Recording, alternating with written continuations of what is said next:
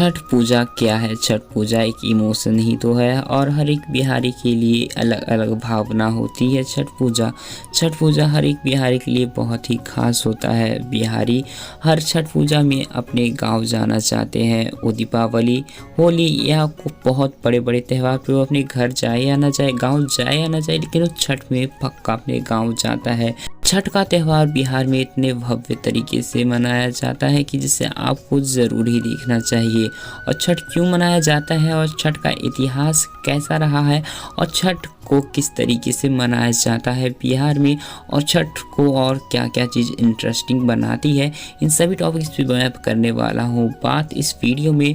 तो hello viewers, आप लोग देख रहे हो भोजपुरी इंडिया एंड मैं हूँ आपका होस्ट एंड दोस्त अंकित रॉय। तो चलो वीडियो स्टार्ट करते हैं और बात करते हैं क्या है छठ पूजा और इस छठ पूजा का इतिहास क्या रहा है। तो लेट्स बिगिन।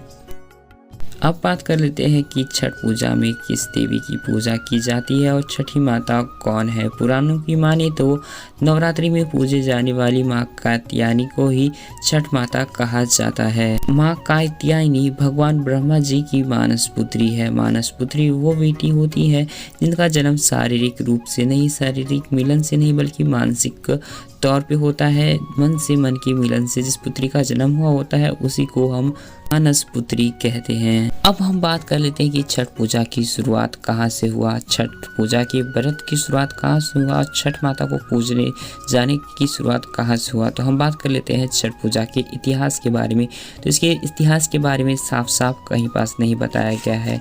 कहा यह जाता है कि महाभारत के काल से ही इस पर्व को मनाया जाता है। महाभारत के काल में देवी द्रौपदी ही छठ माता की पूजा किया करती थी। और इसी पे दूसरा तथ्य ये भी दिया जाता है, भागलपुर जो बिहार का ही एक जिला है जिसे महाभारत के काल में अंग देश के नाम से जाना जाता था। और अंग देश के राजा थे सूर्यपुत्र कर्ण, और सूर्यपुत्र कर्ण छठ पूजा किया करते थे और अपने पिता सूर्यदेव की उपासना किया करते थे।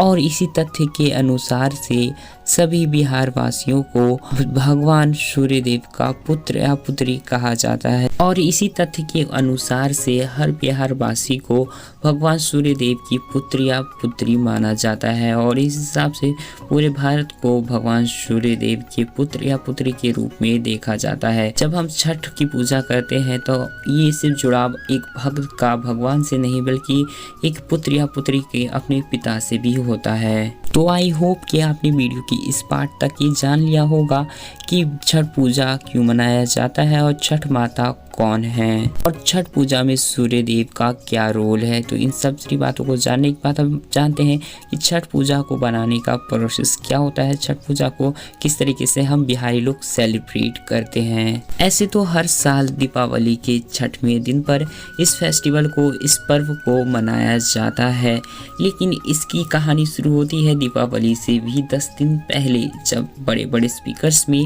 शुरू होता है शारदा सिन्हा और उन्हीं की तरह मधुर गीत गाने वाली बहुत सारे सिंगर्स की आवाज़ में छठी माँ का गीत, उगा है सूरज देव कांच की बहंगिया, पहले पहले करनी छठी माई बरत त्योहार, और ऐसे ही लॉट ऑफ गानों के साथ, लॉट ऑफ गीत के साथ। और जब बिहारी लोग, जब प्रवासी मजदूर जो हमारे बिहार के होते हैं वो इस गाने को सुनते, इस गाने को फील करते हुए अपने बिहार पहुंचते हैं इस फेस्टिवल में शामिल होने के लिए।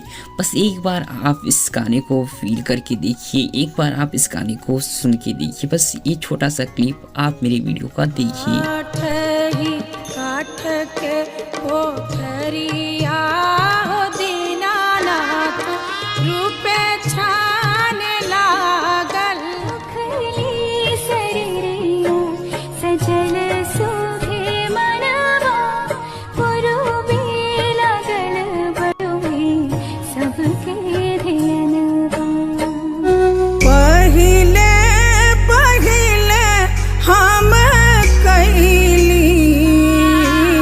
छठी मैया बरत त्योहार।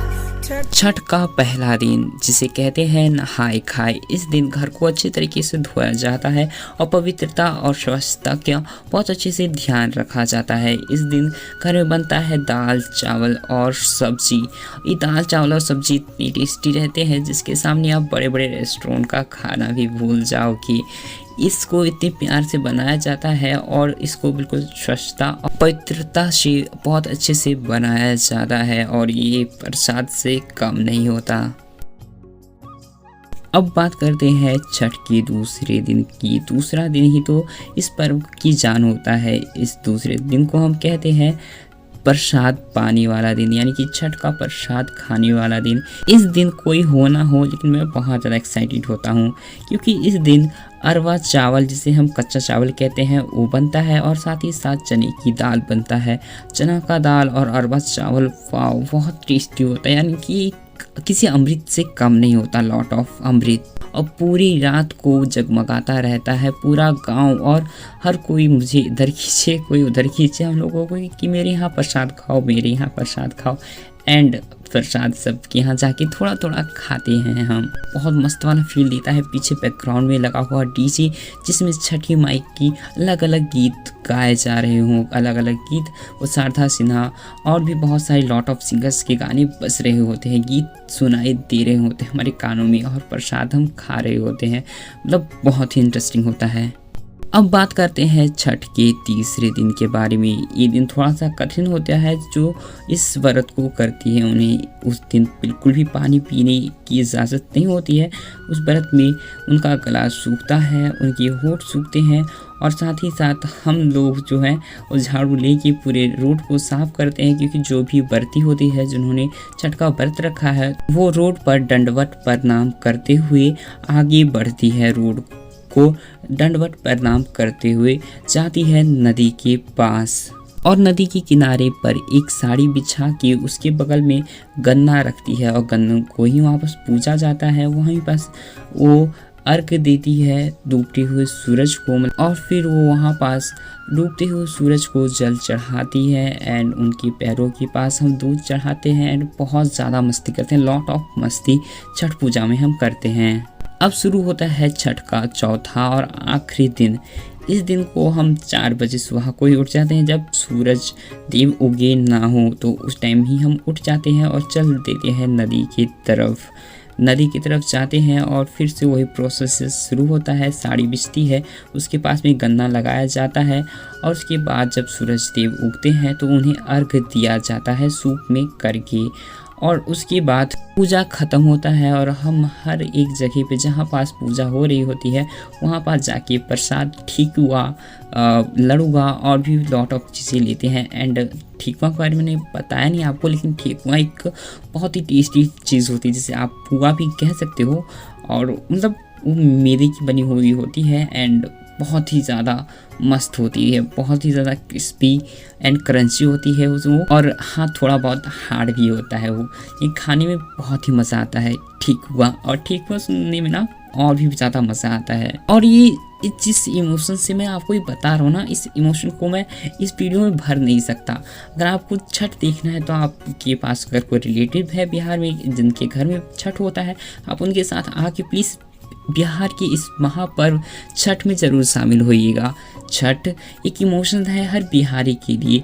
छठ को बहुत ही अच्छे तरीके से सेलिब्रेट किया जाता है बिहार में, और बिहार का छठ देखना तो यार अलग तरीका का सुकून है। और मैं पिछले 4 सालों से इस संस्कृति से जुड़ा हुआ आ रहा हूँ, बिहार की संस्कृति से, क्योंकि मैं उससे पहले गाजियाबाद में रहता था और मुझे ऑलमोस्ट बिहार की संस्कृति के बारे में इतना कुछ पता नहीं था। बट इन 4 सालों में मैंने बिहार की संस्कृति के बारे में बहुत कुछ जाना है, बहुत चीज़ सीखा है। उन्हीं सब चीज़ों को मैं लेके आने वाला हूँ भोजपुरी इंडिया के थ्रू। तो जल्दी से जाओ सब्सक्राइब कर लो भोजपुरी इंडिया को बिहार की संस्कृति से जुड़ने के लिए। And thank you for watching and keep support. करो सब्सक्राइब, वीडियो को like and bye bye, tata, see you मिलते हैं नेक्स्ट वीडियो में।